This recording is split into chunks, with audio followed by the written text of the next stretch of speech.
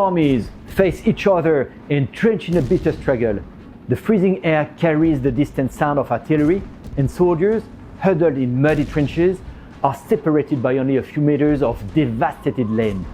They are exhausted, terrified, and consumed by a deep hatred for the enemy. Their daily life is a fight for survival under relentless attacks, in biting cold, with dwindling resources. Each side believes they're fighting for their homeland, their family, their way of life. You think I'm talking about the war in Ukraine? No.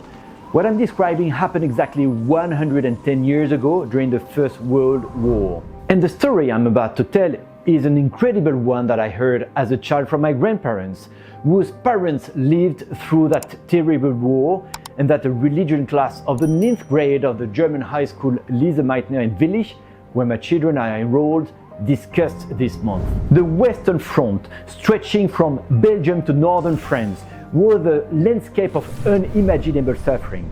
By December 1914, over 1 million soldiers had already died, and the horrors of trench warfare had plunged the conflict into a brutal stalemate. But something extraordinary happened on the night of December 24, 1914. German soldiers placed lanterns and small Christmas trees along their trenches, singing carols that resonated through the icy night air. French soldiers, listening from their own lines, answered with their own songs. Slowly, cautiously, men from both sides stepped into no man's land. They shook hands, exchanged gifts, shared foods. Who knows, maybe one gave a sausage, the other a baguette. Some even played a game of football under the moonlight. For one miraculous night, they chose to see each other not as enemies, but as human beings. It is hard not to wonder, could we imagine such a truce today?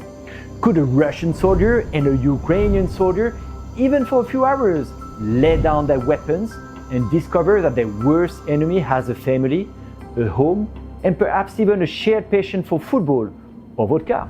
This story holds a special resonance for me at this time of year. You may recall my recent video about the Air France hostage crisis, which also took place on December 24th.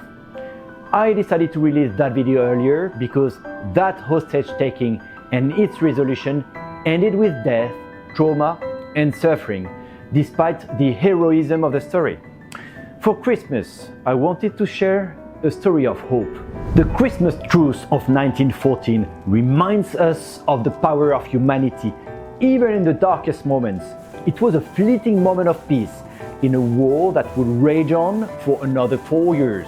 But it shows what is possible when we choose to trust in what unites us rather than what divides us.